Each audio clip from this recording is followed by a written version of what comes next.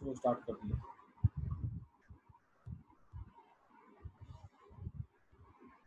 मुझे तुम लोगों को रिमाइंड कर दिया करो यार रिकॉर्डिंग के लिए, इतने सारे बच्चे और मेरे दिमाग से उतर जाता है। जो भी क्लास में बैठे ना, ठीक है, सबसे पहले एक आदत बना लो रिकॉर्डिंग देखने की, ठीक है। इससे क्या होता है, जो बच्चे क्लास अटेंड नहीं कर पाते ना, उनको बेनिफिट मिल जाता है।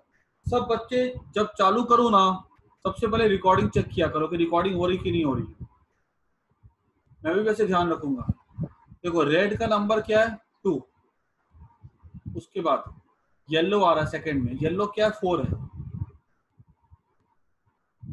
इनटू फिर क्या आ रहा है ब्राउन, ब्राउन कहाँ पे जरा देखो तो, ब्राउन यहाँ पे 1 है। जब तीसरा, पहला का पहला डिजिट, दूसरे का दूसरा डिजिट, तीसरे का पावर लिखते हैं 10 रेज टू, ब्राउन का क्या पावर 1 है। ये हमारा हो गया रेजिस्टर, ये तरीका। सर वापस समझाओ। देखो ये क्या, ये कार्बन रेजिस्टर है, तुमने कहाँ पे छोड़ा छोड़ा था। देखो ये कार्बन रेजिस्टर है, कार्बन सर रेजिस्टर। 2 में छोड़ा नहीं, स्टार्टिंग से ही हो। अच्छा देखो, ये कार्बन रेजिस्टर है, ठीक है। कार्बन रेजिस्टर हम यूज करते हैं बिकॉज कार्बन का जो रेजिस्टेंस होता है ना, वो टेम्परेचर से ज्यादा कुछ चेंज नहीं होता। हम कार्बन रेजिस्टर जो यूज करते हैं ना, इसका साइज बहुत ही छोटा होता है, इस पे रेजिस्टेंस की वैल्यू लिख पाना बहुत मुश्किल होती है, बिकॉज छोटे चीज पे किसी भी चीज को लिखेंगे तो वो विजिबल नहीं होता। तो हमने क्या किया, उसके रेजिस्टेंस को समझाने के लिए हमने कलर कोडिंग यूज की है। ये हमारे हमने क्या किया, कलर कोडिंग का यहाँ पे लिख दिया, ठीक है। ये इस ऑर्डर में जाता है, BB Roy of Great Britain as very good bike, ठीक है। इसके नंबरिंग हमको ऐसे याद कर जाना, ये याद करने का तरीका होता है कि कैसे हमको उसको शॉर्ट में याद करना है। यहाँ पे इसके साथ हर एक के साथ एक नंबर होता है, ठीक है, ये हमको ध्यान में रखना है। अब यहाँ पे क्या होता है, कार्बन रजिस्टर के पास क्या होता है कि 4 बैंड होते हैं कलर के, 1 बैंड, 2 बैंड, 3 बैंड, 4 बैंड, ठीक है। जो पहला 3 बैंड जो होता है ना, उसका नंबर हम यहाँ से सेलेक्ट करते हैं इधर से, और जो चौथा बैंड होता है ना, ठीक है, वो कलर यहाँ से आता है, उसका एक अलग से सेट होता है ये वाला।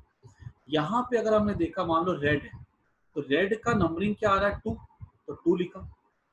उसके बाद येलो, येलो का नंबर क्या आ रहा है 4, तो 4 लिखा। Into multiply 10 raise to, brown का क्या नंबर आ रहा है 1, तो 10 रेज टू 1 लिखा। प्लस माइनस, अब यहाँ पे कलर क्या आ रहा है गोल्ड, यहाँ लिखते हैं +-5%। ये हमारा हो गया रेजिस्टेंस, ठीक है। अभी एक दो प्रैक्टिस कराऊंगा, पूरा दिमाग पर अच्छे से बैठ जाएगा। ये जो 5% है, मतलब क्या हो गया, इसमें एरर हो सकता है, दैट इज इसका आंसर 240 हो हमारा ना, हमारा ये 240 हो गया। तो इस पे 5% का 5% निकालो, कितना आएगा इसके लिए, कुछ 5% इसका हो जाएगा 24 के आसपास। मतलब इसका रेजिस्टेंस जो है ना 24 कम या 24 इससे ज्यादा भी हो सकता है, ठीक है। अब जैसे दूसरा एग्जांपल, अगर यहाँ पे हमको ऐसे बोल दे, एक दो एग्जांपल कराऊंगा तो तभी बैठेगा दिमाग में। यहाँ पे बोल देगा कि एक कलर कोडिंग हमको दी गई है, ऑरेंज, ग्रीन, ब्लू, ठीक है। और यहाँ पे हमको दिया गया कलर सिल्वर, ठीक है। और बोल देगा कि बताओ इसका रेजिस्टेंस क्या होगा। तुम लोग पहले खुद से लिखो एक बार कॉपी में, फिर मैं तुम लोग को बोलूंगा, तुम लोग चेक करना उसको, पूरा जो लिखा ना डेटा मैंने उस पर से चूज करके बोलूँ, खुद से लिखो बेटा। ऑरेंज का पहला नंबर है, वहां से पकड़ो नंबर, ग्रीन का नंबर पकड़ो, इनटू 10 रेज टू ब्लू का नंबर लिखो, और प्लस माइनस सिल्वर का लिखो।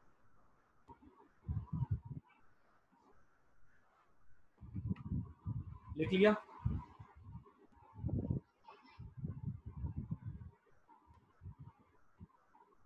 ऑरेंज आ रहा, ऑरेंज का नंबर क्या है 3,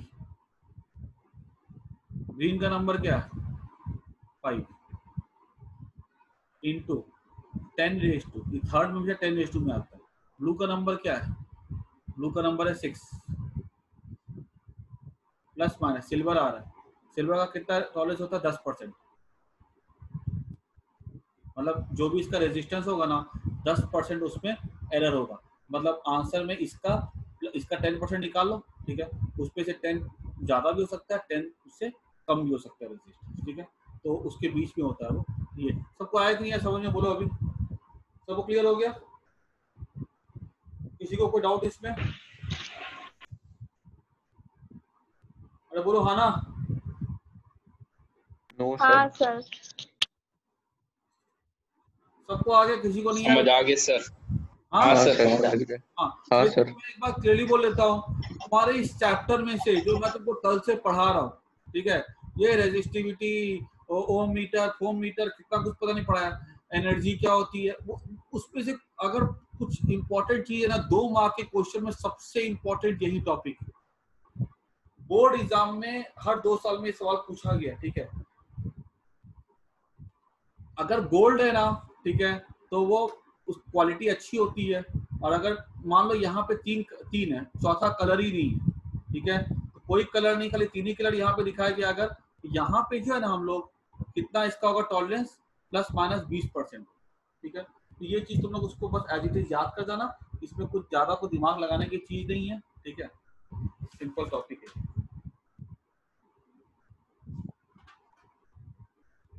कलर कोडिंग हो गया, ठीक है। अच्छा, इसको मैं इरेज कर देता हूँ।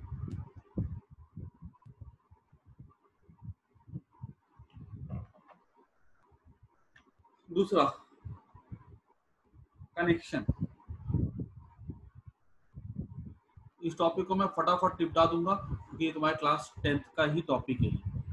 बोला गया 3 रजिस्टर है,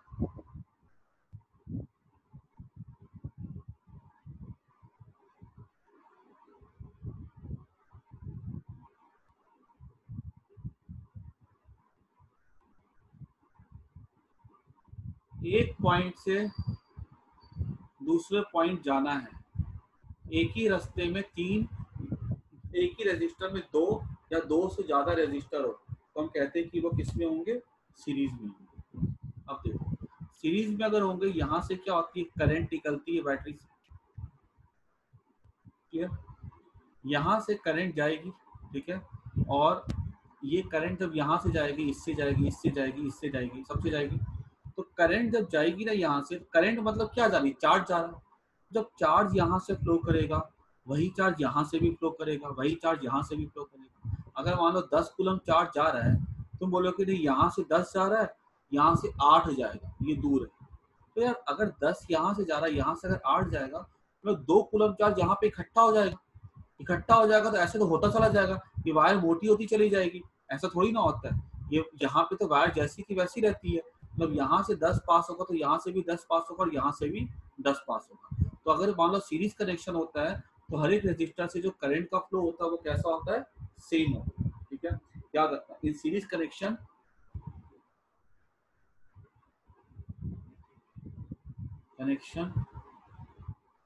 करंट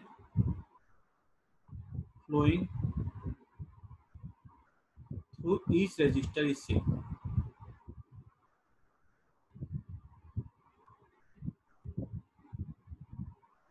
इससे क्लियर। अच्छा, अब हमने क्या किया, यहाँ पे हमने जो सेल लिया ना उसका वोल्टेज हमने ले लिया V। अब यहाँ पे हमने क्या किया, हमारे पास एक वोल्टमीटर, एक डिवाइस होता है जो कि वोल्टेज नापता है।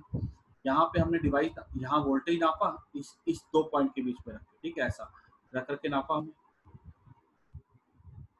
हमको वोल्टेज मिलता है V1, इसके क्रॉस मिलता है V2, इसके क्रॉस मिलता है V3, सबके क्रॉस वोल्टेज अलग अलग, तीनों को हमने मेजर किया वोल्टेज को ना, तीनों को एड अप कर दिया, एड अप करने के बाद जो वैल्यू आती है वो इसके बराबर आती है। तो हमने क्या बोला कि V equals to V1 plus V2 plus V3, where V1, V2, V3 are the voltage across R1, R2, R3। यहाँ पे डिवाइड क्या हो रहा है, वोल्टेज सेम क्या रह रहा है सीरीज में, करंट।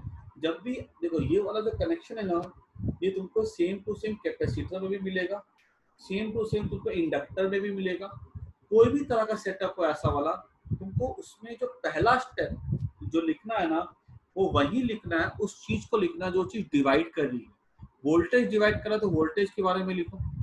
अब देखो वोल्टेज क्या होता है, करंट इनटू रेजिस्टेंस, ये क्या हो गया, R S. What is this R S, effective resistance.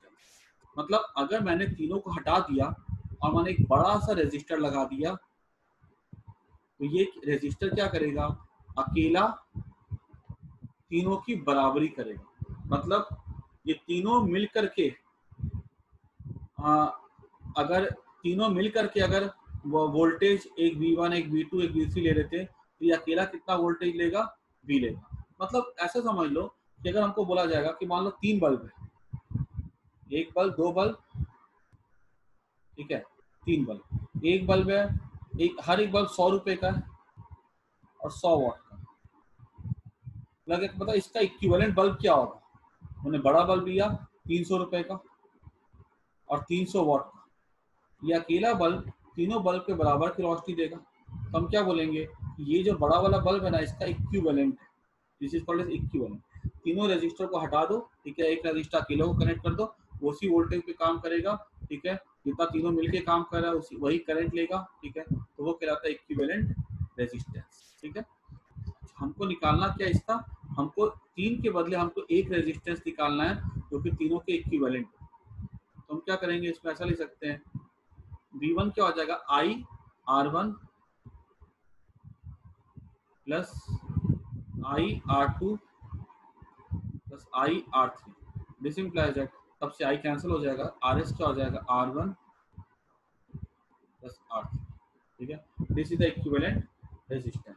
अगर यहाँ पे N रेजिस्टर होगा तो RS क्या हो जाता है, N इंटू R हो जाता है, ठीक है, क्लियर।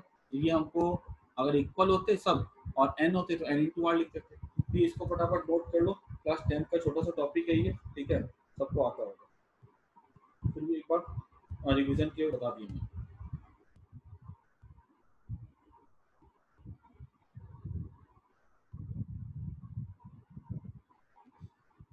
इसको भी लिस्ट कर देता हूँ।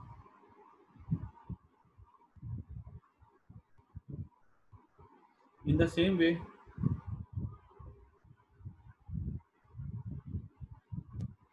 अगर मान लो 3 रेजिस्टर अगर ऐसे,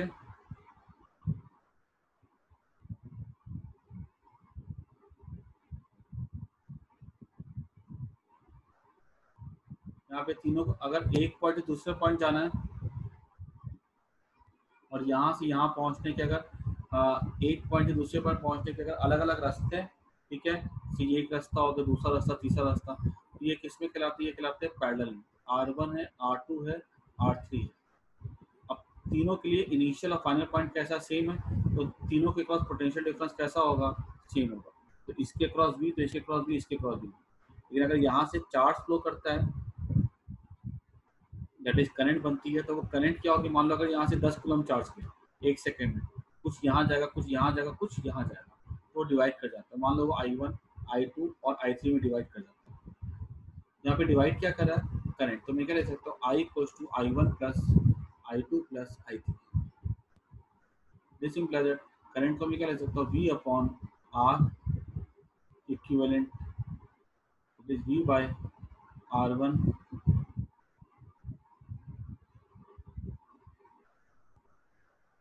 1 अपॉन RP क्या हो जाएगा,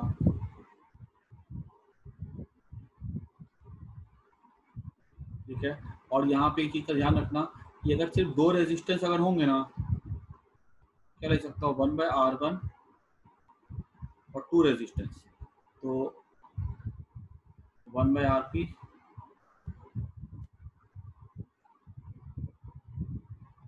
तो RP क्या हो जाएगा, R1 R2। ये दो के लिए अलग से फॉर्मूले को याद कर जाना, ठीक है, क्योंकि दो वाले जो ना बहुत कॉमनली यूज होते हैं, ठीक है, इसलिए ये वाला दो के लिए अलग से याद रखना, R1 R2 R1 plus R2, ठीक है। इसको फटाफट नोट कर जाओ। फिर मैंने क्या काम किया, पहले जो चीज डिवाइड करी मैंने पहले उसको पकड़ा, ठीक है, और मैंने उसके बाद क्या किया, इक्विवेलेंट रेजिस्टेंस को निकाल दिया। इसको नोट कर दो,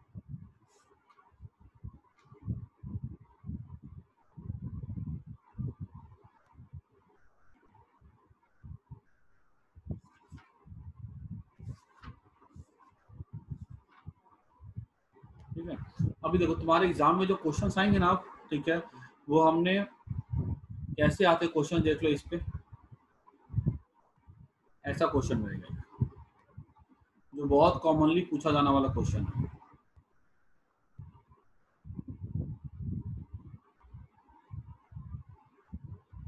डायरेक्ट क्वेश्चन ऐसे नहीं आते, ठीक है। यहाँ पे क्या बोलेगा,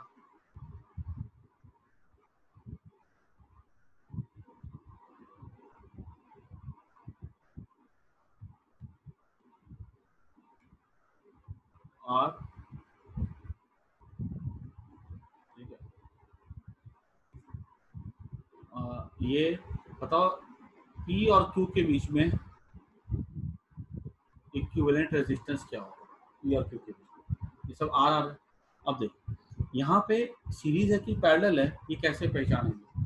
देखो हमारे सामने ये जो क्वेश्चन है ना, ये सीरीज पैरेलल का ही है, लेकिन ये डायरेक्ट नहीं ऐसे पूछा कि देखो ये कनेक्टिंग वायर, यहाँ पे अगर हमने वोल्टेज को ले लिया अगर वी, तो यहाँ पे भी वोल्टेज क्या होगा, वी, क्योंकि मैंने तुम लोगों को शुरू में बताया था कनेक्टिंग वायर के क्रॉस जो होता है ना, वोल्टेज ड्रॉप नहीं होता, क्योंकि वोल्टेज डेल्टा वी क्या हो जाएगा, आई इंटू आर हो जाएगा, यहाँ पे वोल्टेज चेंज हो जाता है। अब यहाँ पर देखो, यहाँ पे इसका कोई रेजिस्टेंस है ही नहीं, तो रेजिस्टेंस नहीं है तो ये जीरो हो जाएगा, डेल्टा वी क्या हो जाएगा, जीरो हो जाएगा, मतलब यहाँ पे वोल्टेज वी है, यहाँ पे वी होगा, तभी ना दोनों का डिफरेंस जीरो होगा। डेल्टा वी मतलब क्या होगा, चेंज, तो वी माइनस वी कितना हो गया, जीरो, यहाँ पे भी तभी यहाँ पे भी ये आर जीरो है, यहाँ पे कोई रेजिस्टेंस है ही नहीं। इन द सेम वे अगर मान लो यहाँ पे अगर वोल्टेज V1 है, ठीक है, यहाँ पे भी वोल्टेज क्या होगा, V1। ये याद रखना, कनेक्टिंग वायर वाला जो क्वेश्चन है ना, ये कनेक्टिंग वायर, ठीक है, जिसका रेजिस्टेंस जीरो होता है, इस पे बहुत सारे अच्छे अच्छे सवाल बन करके आते हैं, ठीक है, क्योंकि हम लोग एंट्रेंस वाले टॉपिक में डिस्कस करेंगे। अब यहाँ पर देखो, इसमें हम क्या करेंगे अब कि हमको निकालना इसका इक्विवेलेंट रेजिस्टेंस है पी और क्यू के बीच में।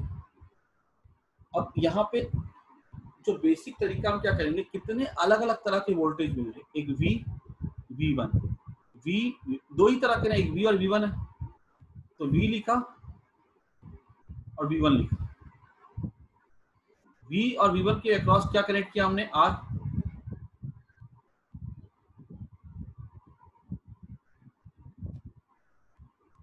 उसके बाद V और V1 इसके क्रॉस कनेक्ट किया हमने आर,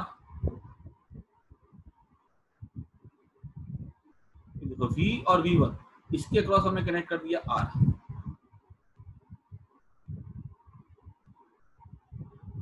ये आर आर हो गया।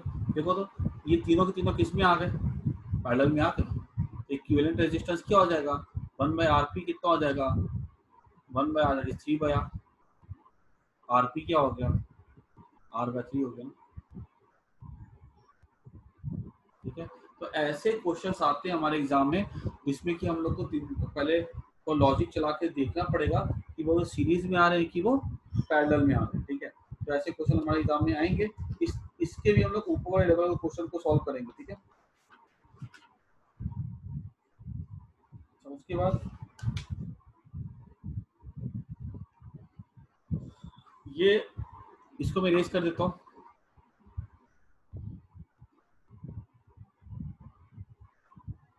अब देखो नेक्स्ट अभी हमसे पूछा जाएगा कि जो रेजिस्टिविटी होती है,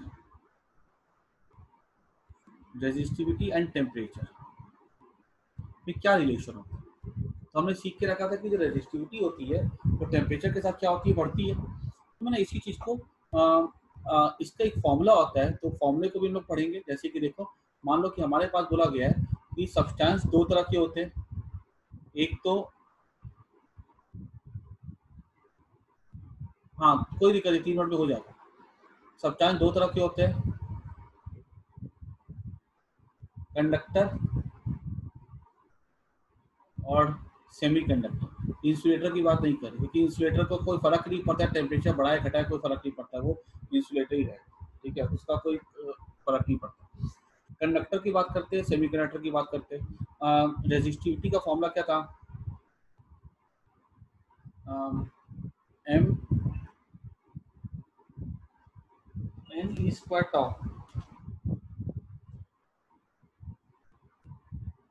m by n e square टॉ,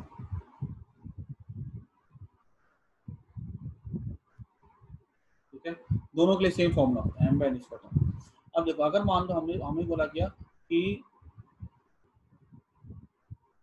समझना ध्यान से, अगर हमने बोला कि हमारे पास कोई कंडक्टर है, ठीक है, अगर हमने उसके टेम्परेचर को बढ़ाया तो उसमें जो एन जो होता है पहले से बहुत सारे होते हैं, नंबर ऑफ फ्री इलेक्ट्रॉन्स इतने सारे होते हैं ना कि उसमें कोई फर्क नहीं पड़ने वाला, ठीक है। तो अगर उसके पास बहुत ज्यादा होते हैं तो उसके कोई फर्क नहीं पड़ेगा, तो इसलिए एन पे हम टेम्परेचर बढ़ाएंगे, एन पे कोई फर्क नहीं पड़ता।